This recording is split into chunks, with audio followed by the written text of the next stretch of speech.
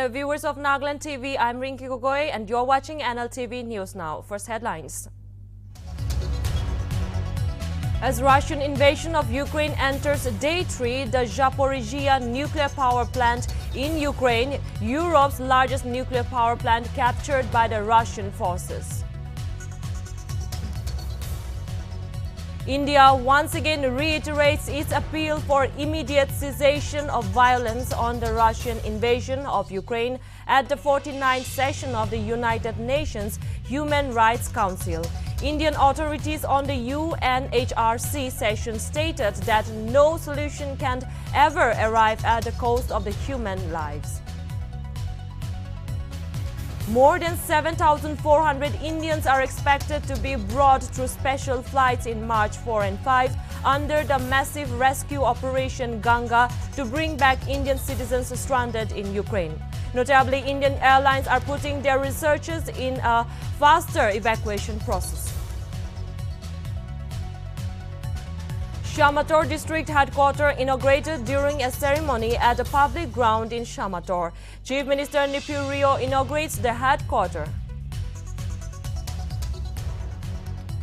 Naga Students Federation appeals to the Power Department of Nagaland to ensure stable electricity being provided across the state in light of HSLC and HSSLC examinations.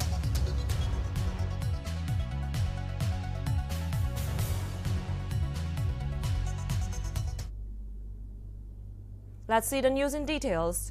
The Zaporizhzhia nuclear power plant in Ukraine, Europe's largest nuclear power plant, has been captured by the Russian forces. Notably, this was claimed by the Ukraine's nuclear regulator on Friday. According to Ukraine's nuclear regulator, Russian forces seized the Zaporizhzhia nuclear power plant on Friday morning. Furthermore, the agency also informed that the fire broke out at the nuclear power plant due to Russian shelling and has been extinguished. However, radiation levels remains unchanged though there are damages to several units of the facility. Ukraine's nuclear regulator informed Ukraine's emergency service department said that the fire at the Zaporizhzhia nuclear power plant in Enerhodar was doused at 6:20 a.m. Kyiv time. No casualties were reported in the fire incident. Meanwhile, U.S. President Joe Biden also spoke with Ukrainian President Volodymyr Zelensky about the situation.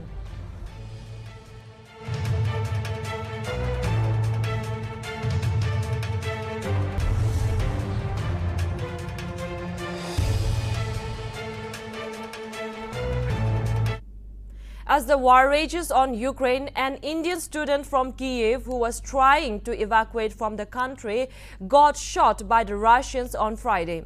India's Minister of State for Civil Aviation, V.K. Singh, while talking to the media, informed that the injured student had to be taken back midway so that he could be treated. V.K. Singh, who is currently stationed in Poland, further said that they are trying to maximum evacuation in minimum loss. It is to be mentioned that the students are presently leaving war-torn Ukraine and attempting to cross the border into Poland in order to return to India safely. Meanwhile, 4 Union Ministers Hardeep Singh Puri, Jyotiraditya M. Scindia, Kiren Rijiju and General Retired V.K. Singh are in charge of the evacuation operations in Ukraine's neighboring nations.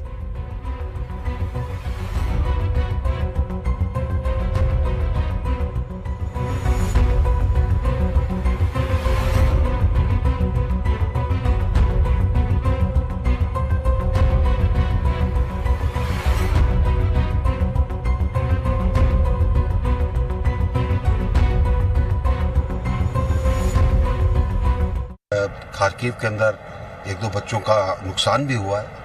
अभी आज मेरे ख्याल से खबर आई थी कि Kyiv के अंदर एक बच्चा जो आ रहा था उसके भी गोली लगी, वो आके उसको कीव ले गए पर दोबारा रास्ते में से।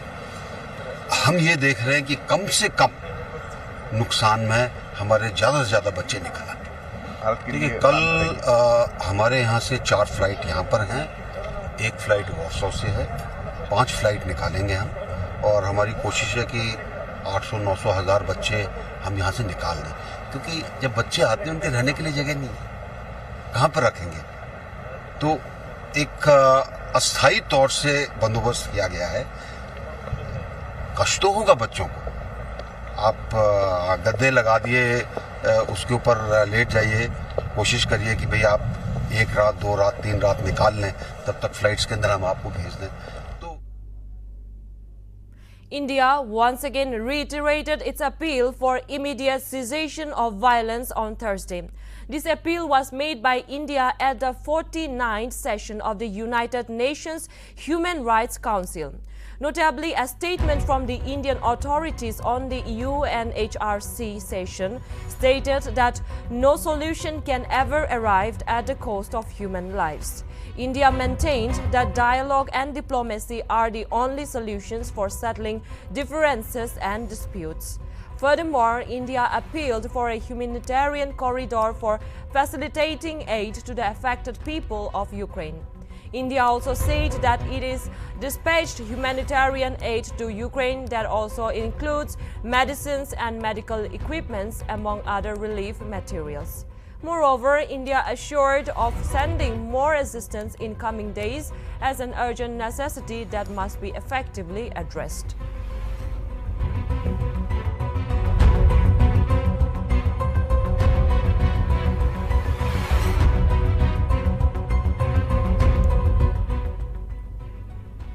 French President Emmanuel Macron said that he spoke to the Russian President Vladimir Putin over the phone. However, Putin has refused to stop his attacks on Ukraine at this point.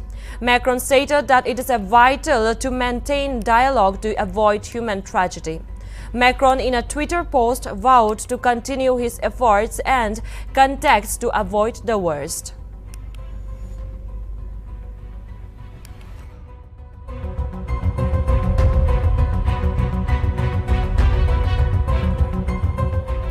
French President Emmanuel Macron said that he spoke to Russian President Vladimir Putin over the phone. However, Putin has refused to stop his attacks on Ukraine at this point. Macron stated that it is vital to maintain dialogue to avoid human tragedy. Macron, in a Twitter post, vowed to continue his efforts and contacts to avoid the worst.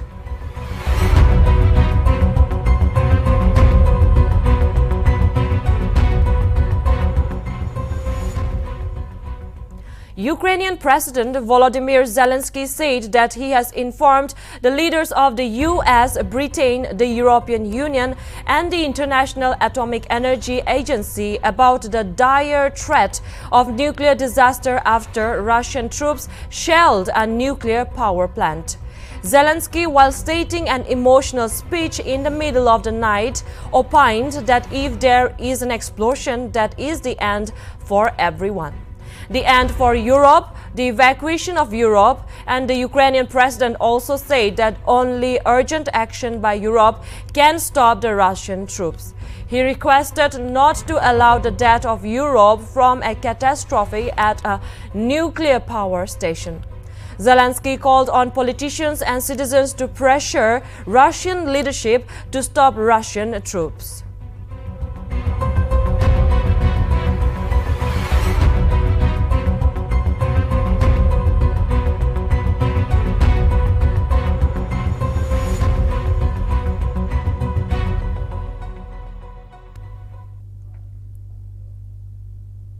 The US has once again hinted at sanctioning India over the purchase of a missile defense system from Russia as the South Asian nation continues to balance its relations between the West and Moscow. Senior US diplomat Donald Lu, while speaking to the members of the Senate Foreign Relations Committee on Wednesday, said that the Biden administration was still considering sanctions against India. Nonetheless, Lu informed that the US government hopes India will begin to distance itself from Moscow. Lu said that India is a really important security partner of US and that they value moving forward that partnership.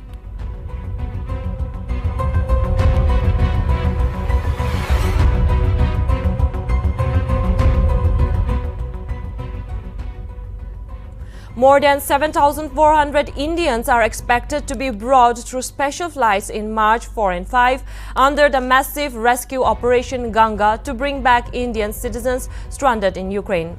Notably, Indian airlines are putting their resources in a faster evacuation process. Meanwhile, 4 Union Ministers Hardeep Singh Puri, Jyotiraditya M. Scindia, Kiren Rijiju and General Retired V.K. Singh have gone to countries adjoining Ukraine to support and supervise these operations. Furthermore, the evacuation process, which began on February 22, has brought back over 6,200 Indians so far, including 2,185 persons landed on March 3 through 10 special civilian flights. Notably, the flights included 5 from Bucharest, 2 from Budapest, 1 from Košice and 1 from Rijizau by civilian airlines. In addition, 3 IAF flights have brought more Indians between 11 p.m. on March 3 and the early morning of March 4.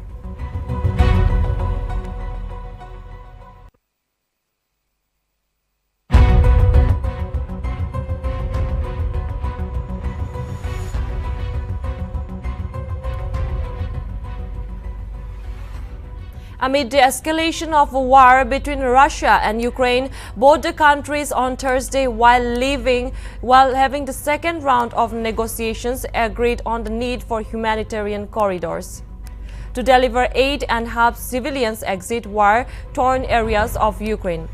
Meanwhile, Russian negotiator, nationalist lawmaker Leonid Slutsky said that the agreements will be implemented in the near future. It may be mentioned thousands are thought to have died or been wounded in the 8-day conflict, while more than 1 million people have fled the fighting in what the United Nations has called the swiftest exodus of refugees this century.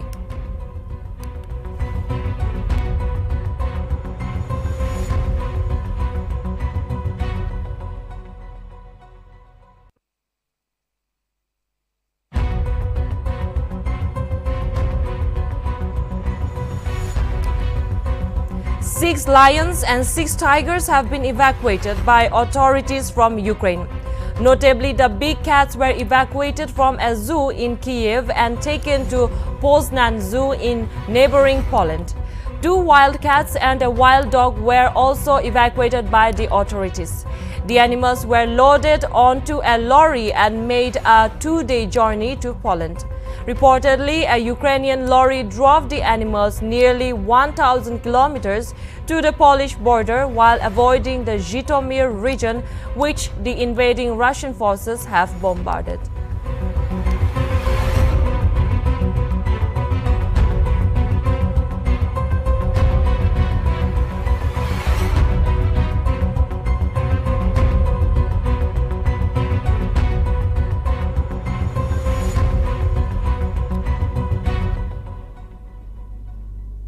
Amid the escalation of war between Russia and Ukraine, both the countries on Thursday, while having the second round of negotiations, agreed on the need for humanitarian corridors to deliver aid and help citizens exit the war-torn areas of Ukraine. Meanwhile, Russian negotiator, nationalist lawmaker Leonid Slutsky said that the agreements will be implemented in the near future. It may be mentioned that thousands are thought to have died or been wounded in the 8-day conflict, while more than 1 million people have fled the fighting in what the United Nations has called the swiftest exodus of refugees this century.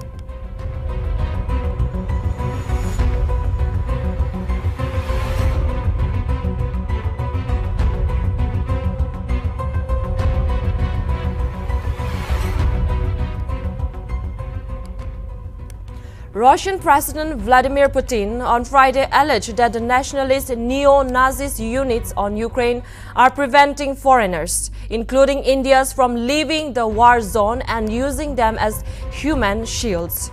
Putin in an address said that the fighting neo-Nazis have been proved by how hostilities are going with nationalist neo-Nazi units using foreign mercenaries from the Middle East using civilians as human shields.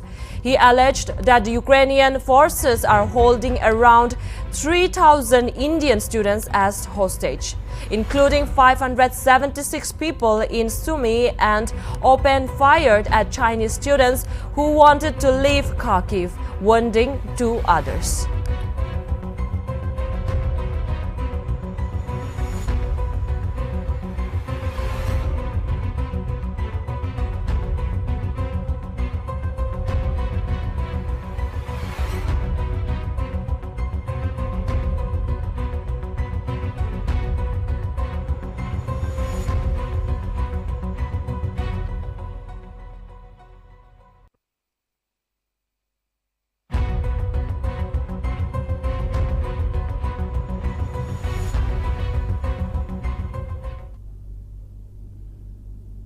After the updates on the Ukraine-Russia war, we will move on to the next regional news.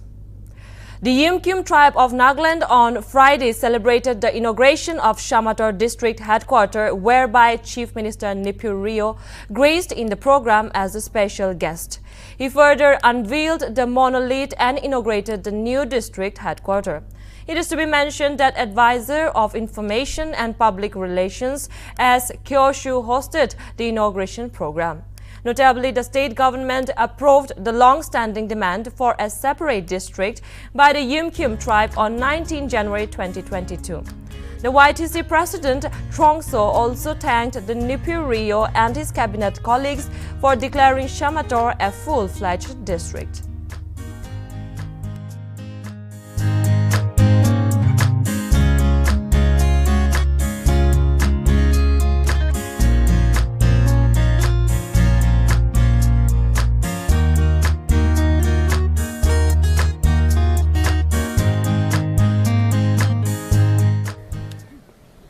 আপনার সামাত্র লাগা district মাঙা লাগা হলে অলপ complicated থাকিছে এটো পৰা আমাগান ক্যাবিনেটে meeting কৰা দিনতে in principle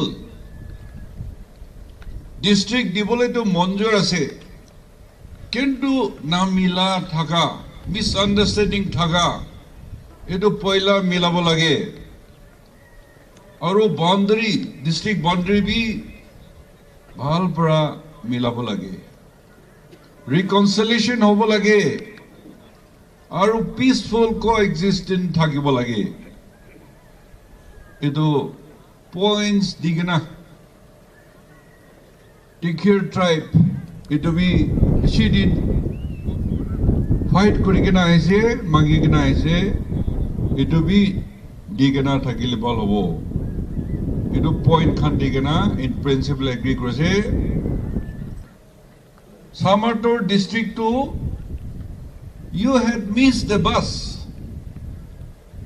Itu 2021 talk to amakhan declare korobole thakise kin midie from 1st January 2022 itu census start korobole thakise or once the census starts then you cannot redemarcate the district. My deepest appreciation to the tribal leaders and to the leaders who could come to an understanding. Ito nimide demarcation bi aro tikher ke bi tribe recognize korobo. The Naga Students Federation, through a press release on Thursday, appealed to the Power Department of Nagaland to ensure that stable electricity is being provided across the state in light of the HSLC and HSSLC examinations.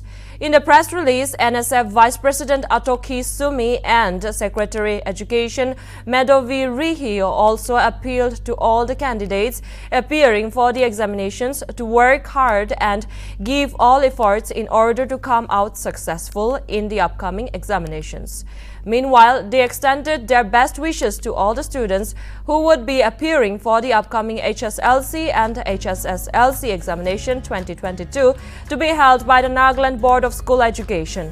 Furthermore, the Federation asked all the concerned citizens to extend its cooperation and maintain a conducive atmosphere throughout the examination process.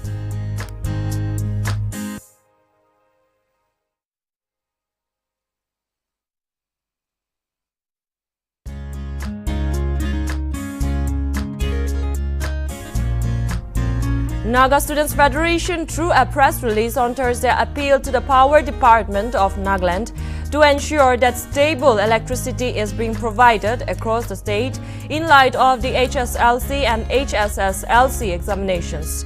In a press release, NSF Vice President Atoki Sumi and Secretary Education Nltv Rihi also appealed to all the candidates appearing for the examinations to work hard and give all efforts in order to come out successful in the upcoming examinations.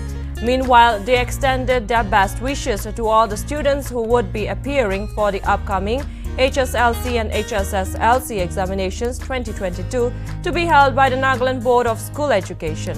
Furthermore, the Federation asked all the concerned citizens to extend its cooperation and maintain a conducive atmosphere throughout the examination process.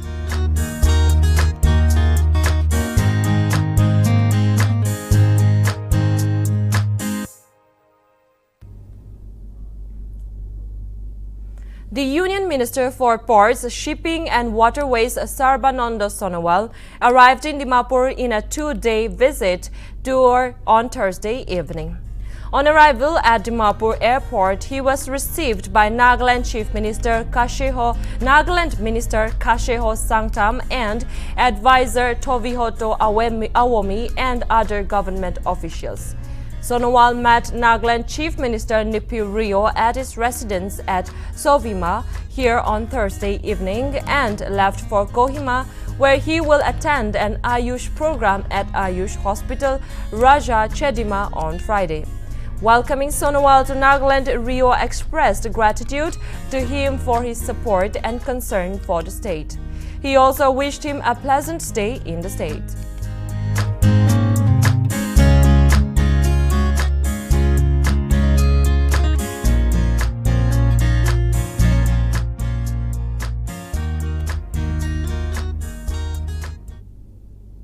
Moatoshi Longkumar, MLA, Government of Nagaland, spoke on Nagaland Liquor Total Prohibition Act 1989 and SHGs on Thursday at Lengarijan Colony, Dimapur.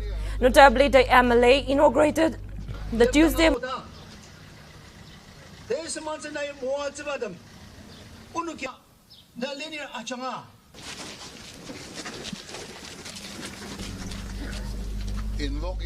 Notably, the MLA inaugurated the Lengarijan Tuesday Market Road, Dimapur on Thursday. The Nltv team interviewed Moatoshi Longkumar and asked about the deliberations of the Assembly legislatures over the review of Nltv Act 1989. MLA said that the liquor and religion should be left with the individuals to decide. Moreover, provisions or not provisions, usual drinkers will drink, and prohibition of alcohol in Nagaland is only damaging the economy. He also said that Assam Lahorijan is mushrooming because of liquor. Furthermore, Assam liquor shops are attracting Naga people not from Assam. Invoking God's blessing. Zangamdang Tauji Misha, Bad Muaz Misha, Ni Iba Lamaya Labokse.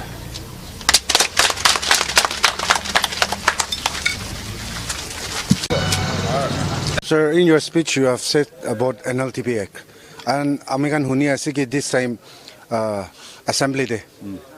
Abunikan itia legislatures can Nltv Act laga ulop review kuribuli laga kota ekta huni ase. So as an MLA, so what is your opinion? Itu review ulop kurigina ulop khulile NPCC laga nohile 1989 laga Act ulop country hoina nohile churches laga aro civil society laga pressure bra No, this is my personal view only. Not because I drink. I'm not drinking. I have given up drinks more than 5 years back.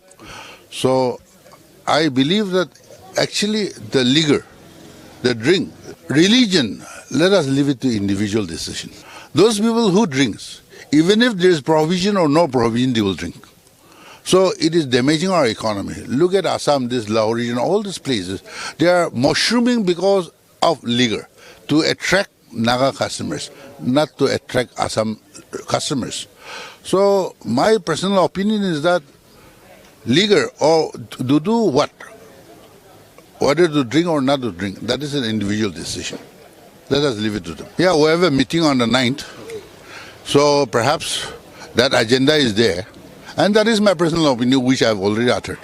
Besides, we have developed, we have given financial assistance to so many young entrepreneurs also, to SSGs also, and other activities such as pikiri, chicken, all that, we have undertaken a lot. See, the Working Women Project is a company. Of course, they extend help to me, but that is out of the purview of the Nltv. Now the SSGs which we have given, 321 so far, we have given 20,000 as seed money over the years through Nltv. And many SSGs, I believe they have done well and they are doing well. Maybe some are not doing well, that we are... MLA Mwatoshi Longkumar on Friday inaugurated the Langarijan Tuesday Market Road in Langarijan colony of Dimapur. Notably, the road has been built under the Local Area Development Program 2021-2022. Furthermore, MLA Mwatoshi Longkumar, while talking to Nltv, informed that they have never denied help towards any colony who has sought their help.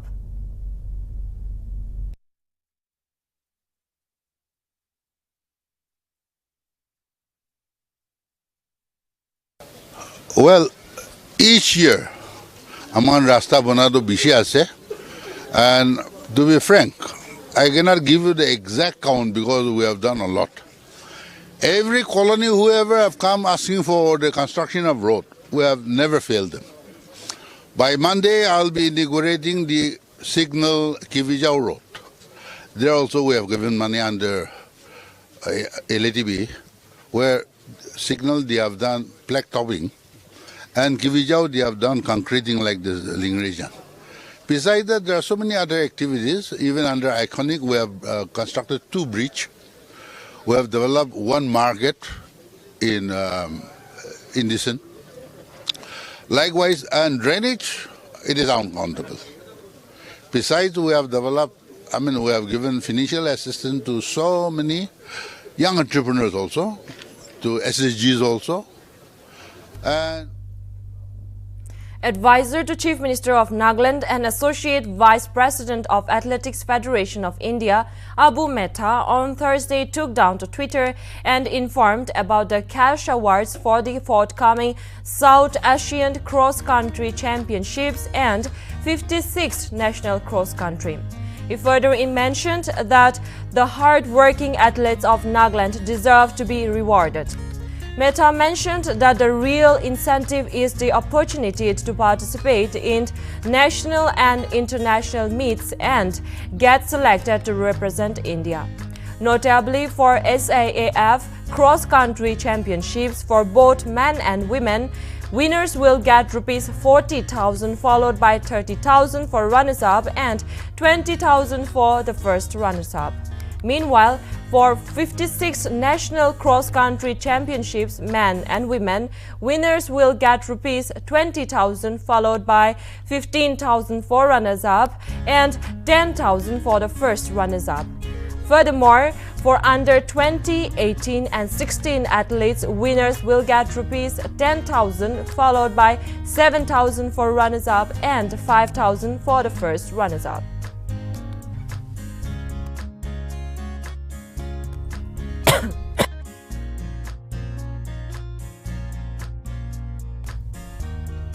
Advisor to Chief Minister of Nagaland and Associate Vice President of Athletics Federation of India, Abu Mehta, on Thursday took down to Twitter and informed about the cash awards for the forthcoming South Asian Cross Country Championship and the 56th National Cross Country.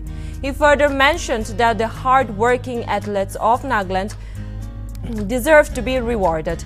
Mehta mentioned that the real incentive is the opportunity to participate in national and international meets and get selected to represent India. Notably for SAAF cross-country championships for both men and women, winners will get Rs 40,000, followed by 30,000 for runners-up and 20,000 for the first runners-up. Meanwhile, for the 56th National Cross-Country Championships, men and women, winners will get Rs 20,000, followed by 15,000 for runners-up and 10,000 for the first runners-up. Furthermore, for under 20, 18 and 16 athletes, winners will get Rs 10,000, followed by 7,000 for runners-up and 5,000 for the first runners-up.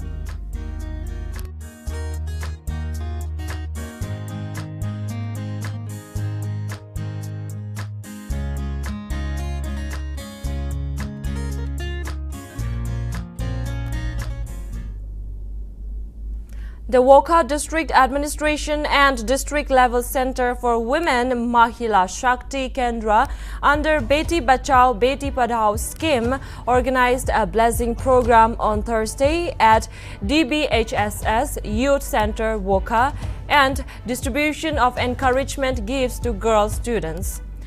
Furthermore, the Deputy Commissioner of Wokha, Orentang Lota, while addressing the students, said educating them is empowering them to become good and responsible citizens while wishing them luck for their upcoming examinations.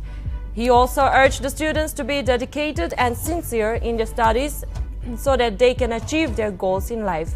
It is to be mentioned that the Deputy Commissioner later handed gift packs to all the girls students appearing in the HSLC and HSLC examinations 2022.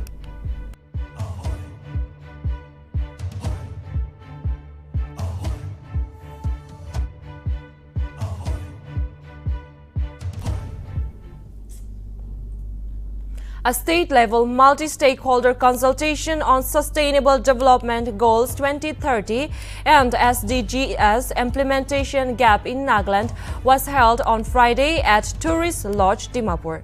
The program was hosted by CAN Youth, ARC Foundation and Dilan Tangjam Society.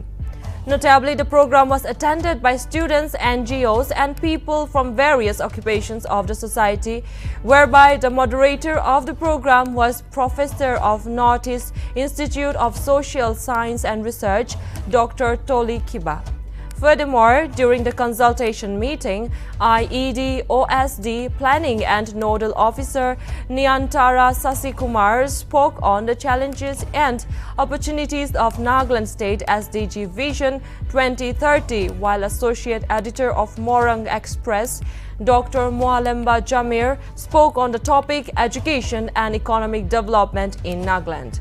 Meanwhile, International Development Consultant Lima Benla spoke on the topic Inclusive, Effective and Countable Institutions in Nagaland. Furthermore, Advocate and State Co-Coordinator, Human Rights Law Network, Nito Koza spoke on customary practices and challenge towards gender equality in Nagaland. And lastly, the General Secretary of Nagaland Christian Joint Forum, Father G.L. King, spoke on peace building to achieve sustainable development goals in Nagaland.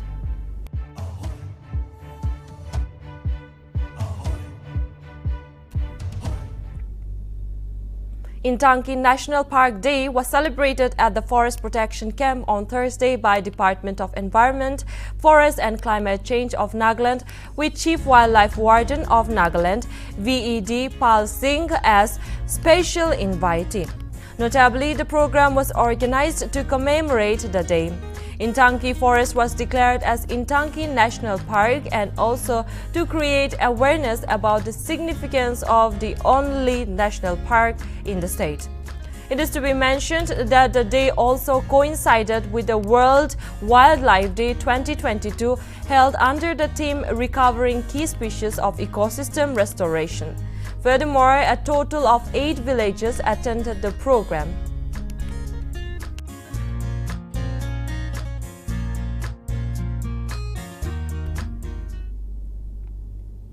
Nagaland Optometric Association has expressed concern over the activities of certain optical shops in Nagaland. Notably, it was observed that many shops in Nagaland, especially Dimapur, are running without eye care practitioners. Meanwhile, numerous optical shops in the state, particularly in Kohima and Dimapur, are run by non-professionals who give computerized eye checkup services to the people. Furthermore, shops are registered by the state municipal corporations and other commerce and trade bodies. However, no qualified professionals supervise the functioning of the shops. Another major concern is of the contact lenses sold and fitted in these shops. Nagaland Optometric Association is deeply concerned about the activity of certain optical shops in Nagaland. It has been observed that many opticals are mushrooming in every nook and corner of the state, and most of it are owned by unprofessionals. These unprofessionals, without having formal degree in this field, are providing computerized eye checkup and also provides optical needs, which comes under health services. There were cases where, without having proper eye checkup, spectacle power glasses were dispensed over the counter, and these unprofessionals are also seen fitting contact lenses without having proper hygiene and knowledge. Spectacle power needs to be dispensed under professional guidance where certain measurements are required for a proper fit. Likewise, contact lens, which is a medical device, needs to fit under the expertise of eye care professionals. Using of contact lens without having proper lens fitting and instructions and follow-ups can result in complications like eye infection and even permanent vision loss. As an association of eye care practitioners, we are worried about the health services given by these unprofessionals. So we urge the public to stay away from such quakes and get your eye tested only from a registered eye care practitioners who can provide the required needs of each individual. Nagaland. The Airport Authority of India has undertaken the work of constructing a greenfield airport in Holongi, 15 kilometers from Itanagar in Arunachal Pradesh. Notably, the project has an estimated cost of rupees 645 crores and include the development work such as construction of airport pavements, airside work, terminal building and city-side works.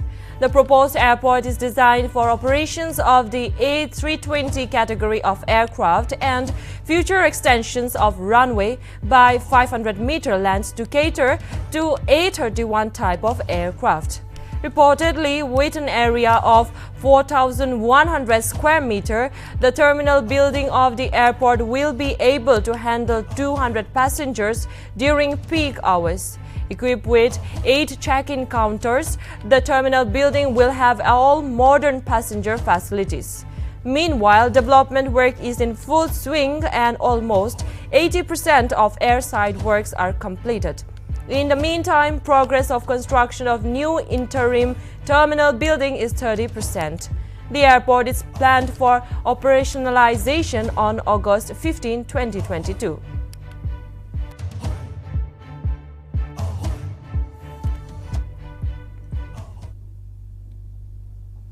Bhagalpur district in Bihar witnessed a massive explosion on Thursday night. Notably, at least 7 people were killed, including a child, and several others injured in the explosion. According to the Bhagalpur district magistrate Subrat Kumar Sen, the family residing in the house where the explosion took place was also involved in making firecrackers. Furthermore, he added that there was a massive explosion in a building near Yatimkhana in Kajwali Chak area at 11:30 p.m. on Thursday night. On getting information about the incident, a team of police reached the spot along with senior officers. The debris of the collapsed building is being moved with the help of JCB. As per sources, the count of deaths and injured can increase as the work of removing the debris is underway.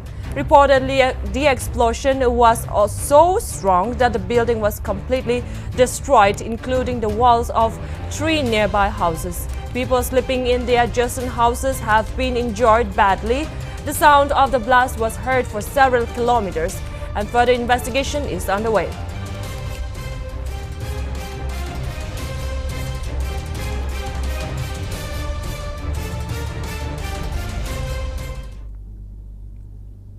Amid intense fighting between Russia and Ukraine, the Russian military on Friday seized a TV broadcasting tower in the southern city of Kherson. According to the sources, there are concerns that will be used to disseminate misinformation across the city. Earlier, two Russian missiles struck the TV tower in the Ukrainian capital, knocking out some access to the news and broadcasts.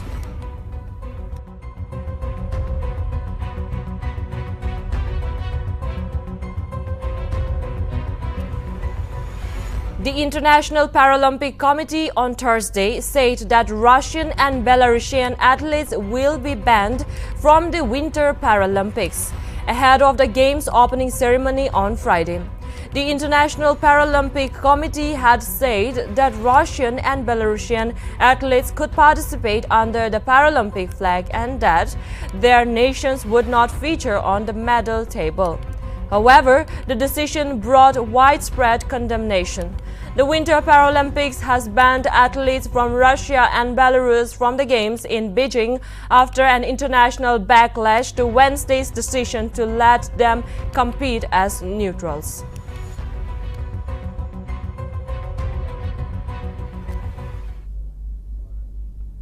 Thank you, viewers. That's all from Nltv News Now. For more updates, keep watching Nagaland TV. Sob Manulagawas.